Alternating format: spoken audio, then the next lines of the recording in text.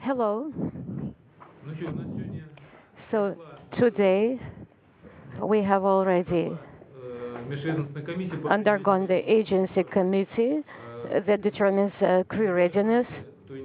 At the end of past week, on Thursday, the crew has undergone integrated sims. I understand that many of you were present at those simulations, and I know that the crew has passed all the tests. The grade is excellent. And for today's procedure for the agency, where there are various representatives present of various agencies and organizations, everybody had signed the protocol and concluded that, or stated that, the crew has completed their training, and the crew is admitted to the completion of training. And introductory word, that's enough for introduction. If anybody has any questions, or if no questions, let's get started. Who has questions? Were you able to train for all the contingency situations when you were taking your tests?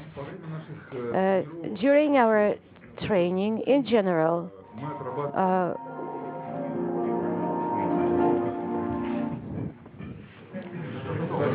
we normally practice, during our sims, we practice actions in design contingency situations, which means that we train for what has been discovered on the ground. And so those are the anomalies that we simulate. Of course, the off-nominal situations that are inadvertent and unpredictable are impossible to train for. So we could say that if we did train for them, it was not completely. When we were flying our expedition 3 years ago, then there was a pump that failed, and that was not a design contingency situation. And the restroom failed, and we were without the restroom for about a month. No, don't tell them that, because they'll say that they were without any restroom for a long time. Here, usually, how do we deal with that? Usually, we use our smarts, and we use whatever is available to us. At least for the shuttle, we had already nominal parts. We put it together, and I'm going to add a little bit, Sergei, that although the training goes according to the nominal program and the design contingency situations, but some of nominal situations are also being simulated. And at the stage of training, the crew is thinking about what might happen. If you look at the program of training, and we have analyzed that program, the preparation for that nominal program takes about 20% of the training, and 80% realistically takes to train for what is to be done if something goes wrong. So as far as the design situations or off-nominal situations are concerned that are not design situations, the crew must be ready to mitigate those situations. And also, I remember now that, of course, during the spacewalk of our first colleague, we had to disassemble pyrobolts of our Soyuz, and nobody could have ever thought that the crew would have to go out and work on our own vehicle without coming back to the Earth. So we had to do some modifications in order to get back safely to Earth. And it's hard to work in space anyway, especially disassemble something there. And in flight, and also Sergei Konstantinovich visited us. Deputy General Designer visited and observed the training and told us how to work there and what to do there. And also, by the way, to continue as far as training is concerned, those are questions which people are not ready to ask. Speaking of training, certain skills are formed. It's not just that a flight program is simulated, but during the training, the skill that is formed can also be used for various situations, not necessarily for nominal flight itself. And last time what we had to do, the skill that has been created, the overall generic skill with working with the station came in very handy. More questions? Television.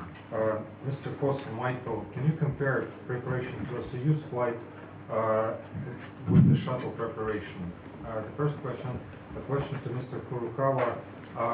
Can you please, you're a medical specialist, does it help you in your scientific program, and what is your scientific program on board the International Space Station? Okay, I'll start out. The preparation for a space shuttle mission is about a year in duration. You're assigned about a year out with intensive training for about 8 months. We were assigned to this flight about 2.5 years before. I was assigned 2.5 years before. It's a much longer road, and you're traveling around the world, training in the U.S., in Russia a lot, in Japan, in Germany, in Canada, and so it's a long road. It's a great thing though to work with some of the finest people around the world in the space programs, and it's been a great experience for me. Okay. As a medical doctor, I am interested in science, especially life science. Is it okay? Okay. And I would like to explain and inform the importance and the significance of experiments on board the station. During our mission, I'm conducting plant experiment using cucumbers. And that auxin is a plant hormone, and that its distribution affects the generation of and the growth of plants. And in this experiment, we concentrate on the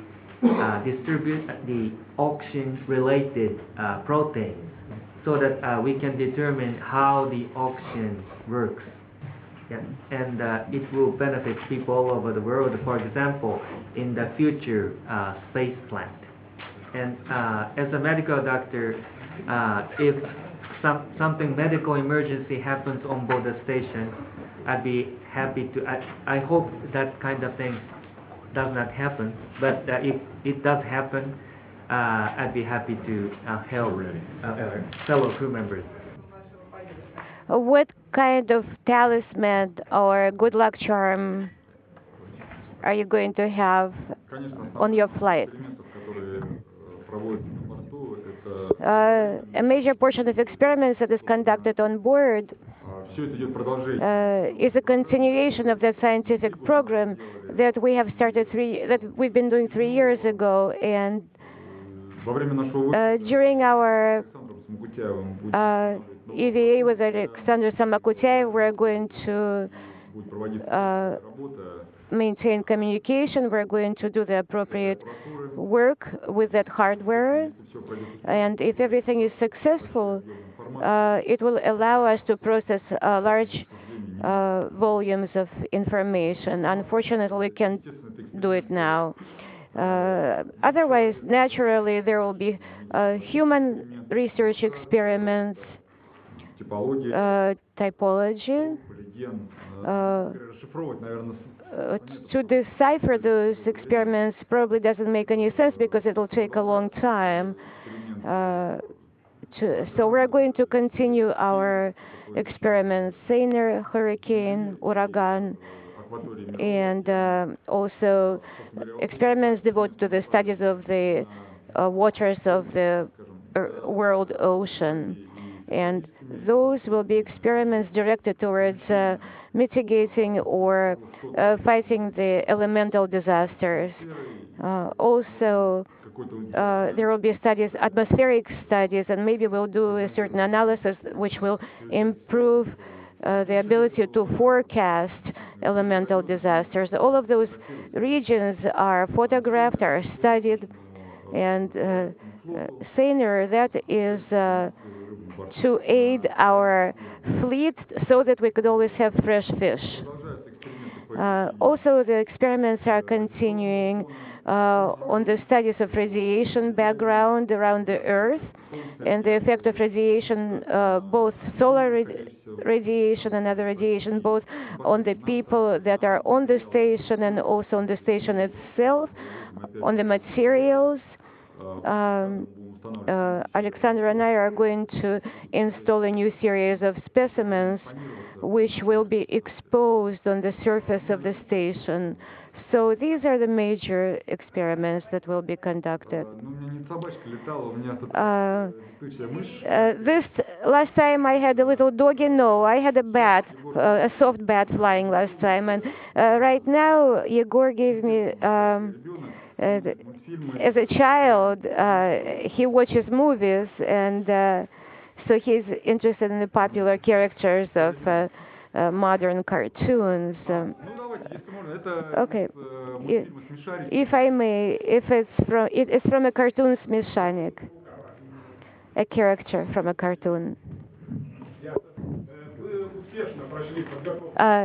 You have undergone successful training, and you have passed all the tests with a great excellent. What is your mood? What is your feeling when you're going to Baikonur?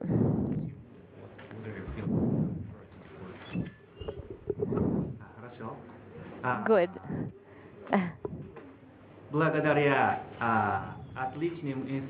Because of my excellent instructors, we are ready for flight. And I am proud that I am a member of a wonderful international crew. And this is a great honor for me. Space flight is. And especially because it's close to the 50th anniversary of the first flight of man in space. And I'm hoping that in the future the international cooperation will grow. Question, Mr. Furukawa. What is your updated information to have a conversation with people in Tohoku who are suffered by earthquake? Which date it can be, and what kind of message you like to send to the people in Tohoku? Okay. Okay. I requested that I have some meeting with those that suffered from earthquake in Tohoku area, and it is still under coordination. So at this point, I cannot clarify the date. Stephanie Stoll of National TV from Fossum. What is your level of excitement as you head into your final months of training before you leave for Kazakhstan? Hey, Stephanie, that's a great question. It's been a long road getting here, and it's been a hard road getting here. We've gone through a lot. We've trained really hard together. I've become like brothers with my crewmates, and it's an exciting thing. So we're ready for the next step as we have completed our training in Star City with the commissions last week. That was a great step, and now we move forward to Baikonur in next week, where we complete the final fit checks and preparations and trainings there. So we're excited about it. It's a long road, but now most of that hard work is on the ground is behind us, and we're looking forward to the hard work ahead in space. And a follow-up to that, today we're expecting to launch the Space Shuttle Endeavour. Do you have any thoughts as we head into that final historic mission? We're keeping track of Endeavor's progress through the countdown and the progress through the night as they began, the rotation and the fueling and everything. So we're keeping track of the guys, and we're cheering them on. And I've flown twice with Mark, and I can't believe he's going to space without me. I gave him a hard time and told him if he waited too long, we would meet in space again. A question to continue the subject of earthquake. Is there such a special program of Japanese or Russian astronauts and cosmonauts in support of that? Maybe there are capabilities to see what happens in Japan from on board the ISS. Is it possible to forecast tsunami? Yes. Okay. There is, of course, from International Space Station, astronauts and cosmonauts can observe the Earth and can take photographs of the area. And so far, to my best knowledge, there is no new program or related to earthquakes. I'm going to add, indeed, right now there is no program to forecast earthquakes or track down the movement of tsunami. And unfortunately, earthquakes, too, what we could help with is to do photographs. And of course, photographs are a consequence. And if there is a good resolution and a good area could be covered, unfortunately, nowadays, or in this particular case, we work with the evaluation of the results of the consequences, but unfortunately, we're unable to forecast extreme situations. I would like to add also, indeed, you can take pictures of what has already happened.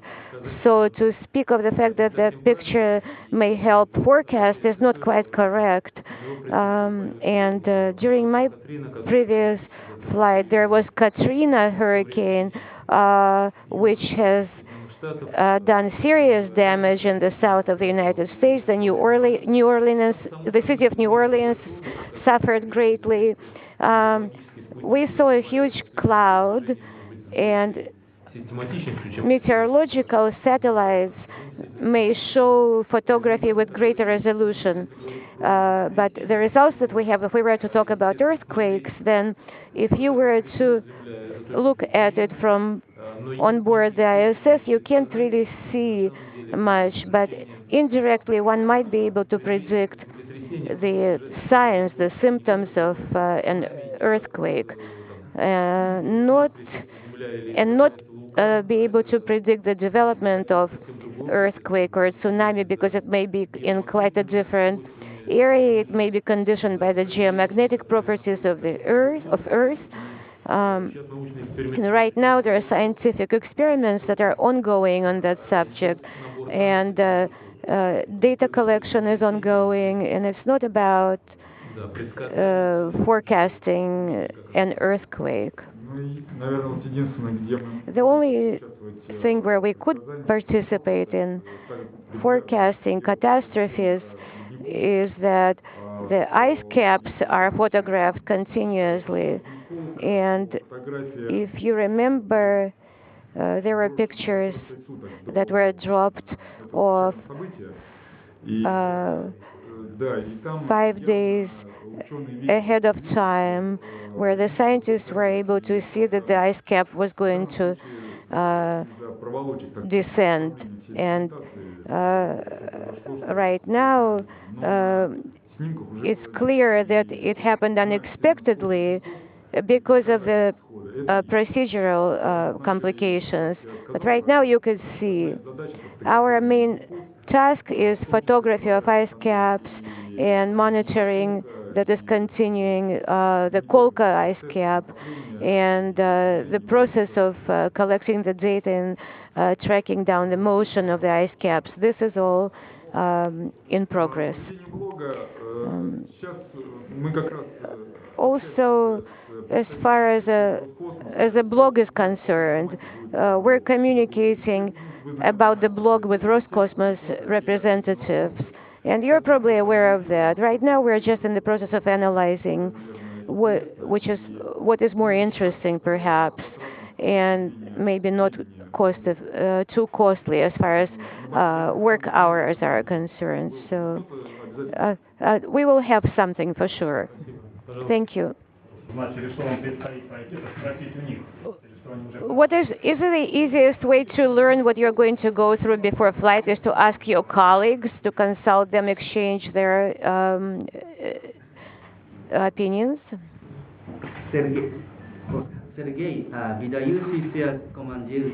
Sergei is an outstanding commander, a great ISS commander. This is my first flight, but I think that the variety is important, both as far as international representation and experience. And we are that way, both as a crew and also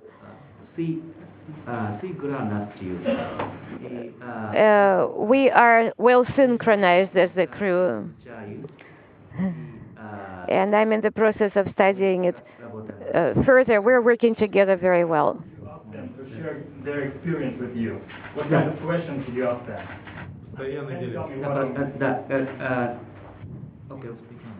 Yes, yes. For example, what was different from what you thought from taking training on the ground? Well, I asked a question, what were the difference between the training on the ground and the real flight?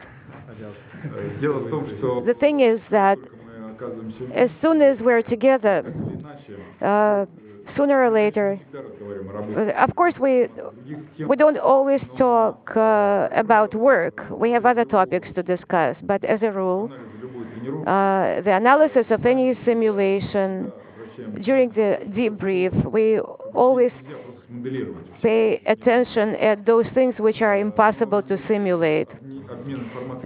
So the data exchange is ongoing continuously, uninterruptedly. And it's not just the main crew, but the backup crew participates. And Satoshi is worried about information overload. We have very good relationship among ourselves, and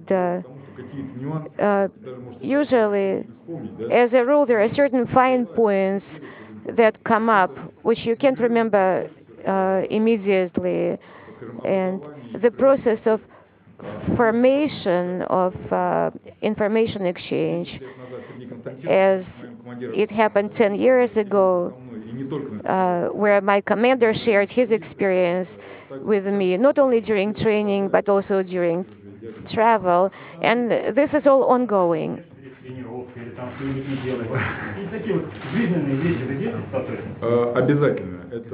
So, what about the everyday life moments that you cannot simulate?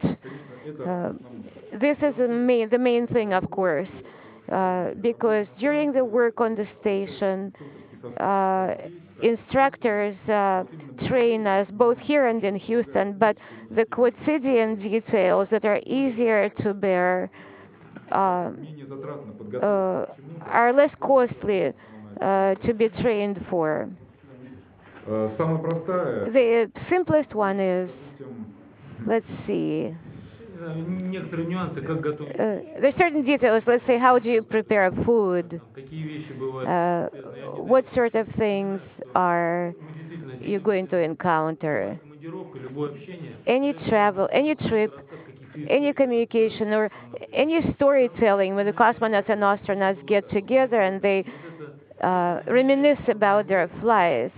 And so this sort of thing, even though it's not a formal lesson, but such history, such exchange of information is extremely useful, especially because it has been heard not as a part of an official lesson, but because you've heard it from a real person to whom it occurred in reality a couple of years ago in flight.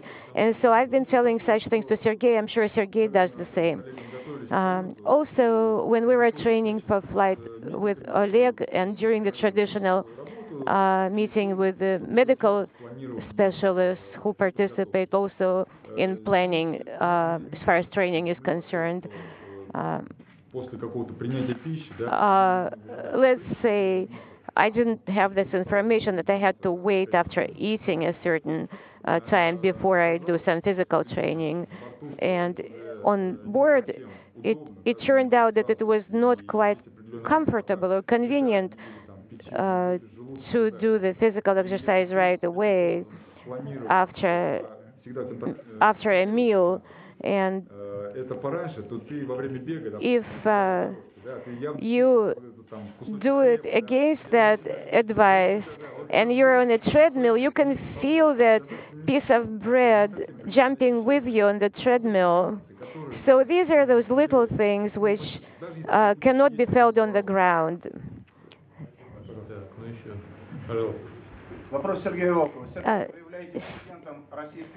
Sergei, you are a student of the Russian Academy, and are you planning on taking an exam as a part of your study?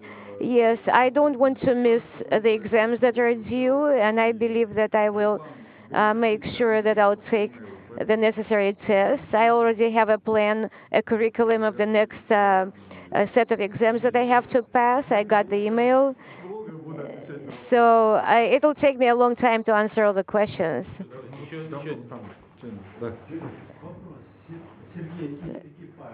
Sergei, a question for you and the crew.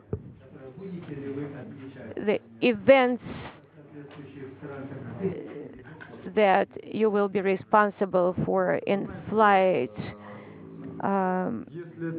if those are minor days, minor events, if the ground doesn't remind us, then we won't be able to celebrate them. But let's say, remind us that today's been 50 days, or next time it's going to be 100 days. If the ground sends us reminders, then we will be celebrating certain minor events. But otherwise, we're only going to have 3 additional state holidays. One of them is a Russian holiday, June 12th, and 4th of July is the American holiday, and in September there is a certain holiday as well. And the final question. One of the things we will celebrate during this flight is we will be there for the final space shuttle flight of Atlantis on STS-135. We look forward to seeing Chris Ferguson and his crew. It will be an exciting time. It will also be a sad time as the shuttle completes its 30 years of mission. Hello, dear Sergei Alexandrovich, dear Oleg Dmitrievich. It happened so that your first flight coincided with our anniversary and of our cosmonautics, and this particular new flight is also happens to be also coincide with an anniversary. So if you have any other questions for the backup crew, we could accept that.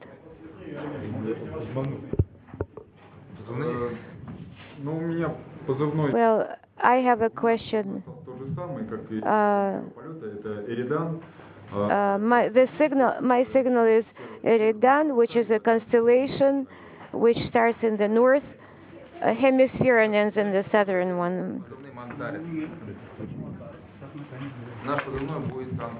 Our signal is Antares because there is a tradition to select it from the constellation of bright stars.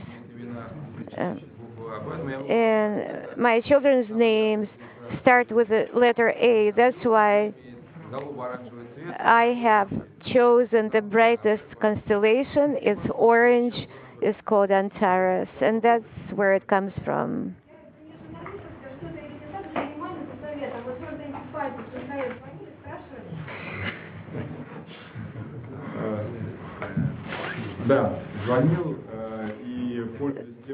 The question was, did you call and ask? Yes. Because of him, I have experienced cosmonauts Vladimir Titov and Sergei Leonov, and of course Sergei Krikalev. And nevertheless, I called him as my commander and instructor. And I called my father, yes. I told him what goes on board, what is expected on board, and then he would tell me that I don't work hard enough, that I have to work better. So he was trying to teach me as a professional would teach his disciple.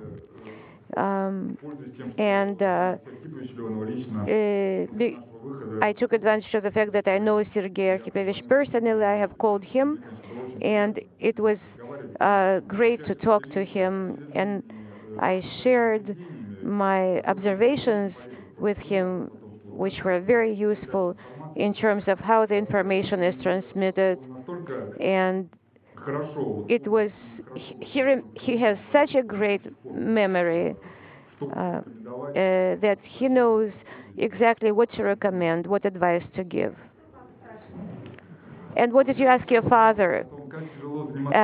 At first I complained to him how hard it is to do physical exercises on board. And he said it was hard for him as well, and that he was forced to do that. And this is how he was able to maintain his health. And so that was one of the first discoveries that we were talking about earlier, how hard it was to do physical exercises on board. It was a great press conference. Thank you, everyone, for your questions.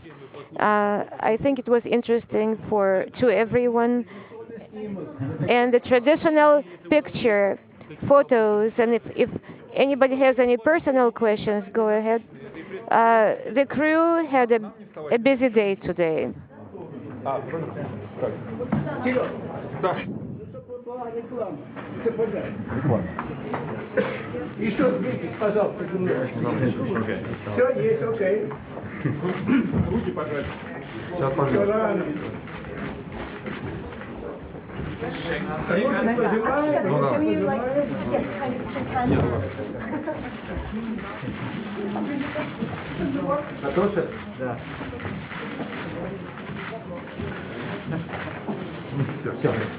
Все, спасибо всем, до свидания.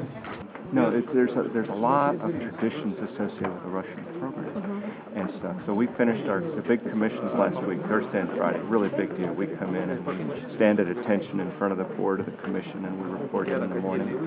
And I did that the first day as the commander for the space station. And then we go through the full day of jumping through the hoops and running the systems and handling the emergencies and stuff. And at the end of the day, we sit down with the commission, and they've been watching every detail of what we've been doing for the entire day, and then they pick us apart. I remember 6 months ago when you were here, and you told me that, it wasn't your time, but now it's your time, and what does it feel like to finally be this close to launch? It's really unbelievable. It's such a long road, and you're racing around the globe. It seems like I spend half of my life jet lagged. As we go around the globe and going through the different things, and we're there. We're down to the last steps now. And when we went through the big qualification exams last week, this was the prime crew, and all eyes are on us, and making sure we're ready. And we are. The crew has really come together really well, and we just had a great day in the Soyuz sim last Friday, and nailed it. And that's such a great feeling. I know one of your sons graduated in pilot training, right, just a few months ago, and what are his thoughts on his dad going up on a Soyuz just a few weeks from now? He thinks Dad's a little nuts, but my kids have grown up, knowing me in the space program and living this dream in the early years before I was selected, and then going along with this now. I'm blessed to have 4 children. 2 of them are married, and a granddaughter now that's about 10 weeks old. And leaving that little girl behind was are the hardest part of the whole thing. Внимание. Все, спасибо. Дублирующий экипаж. Okay. Okay. Okay. Stand there.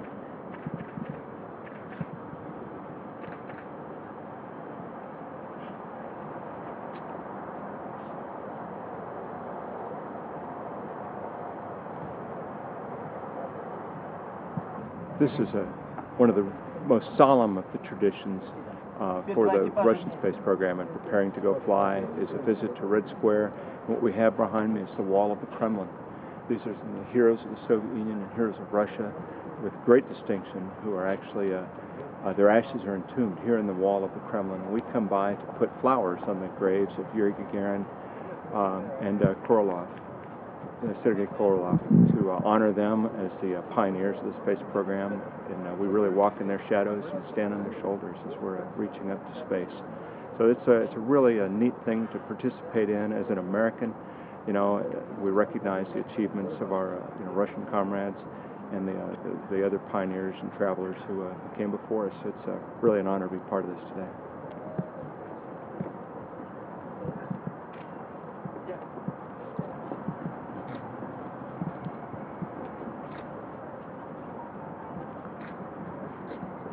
Внимание.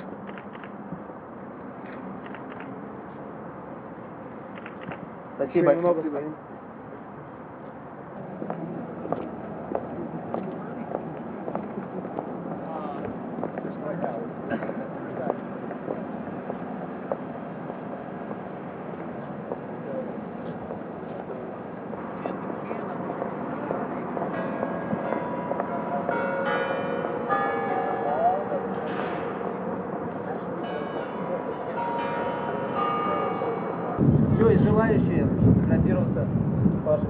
And everybody can get in the picture if you like as well.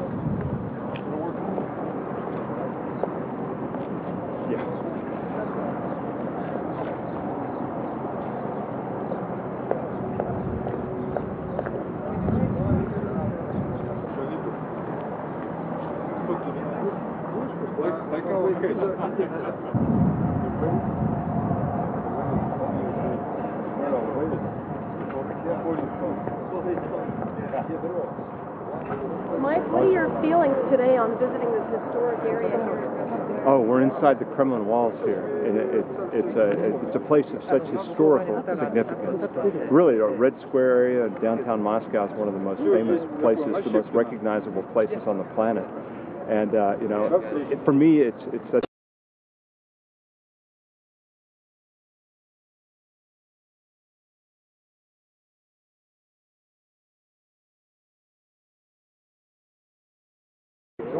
on display here, and so every crew comes here just to visit, to touch these things of national historical significance, and to take our picture here. It's just part of the pomp and circumstance. It's part of the ceremony. It's part of the progression that we have as we move closer and closer to launch to take part in these traditions.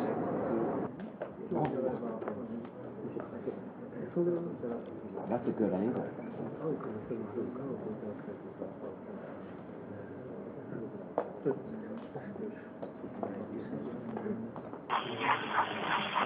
Firing chain is armed. Suppression water system is armed. The water system, main engines will light in a moment. Power for main engine start. Main engine starting. 7, 6. Come up to full speed. Computers check it. And liftoff on the final launch of Endeavour. Expanding our knowledge, expanding our lives in space. Endeavour, whole program. Roger roll. Go, Endeavour. Roger roll.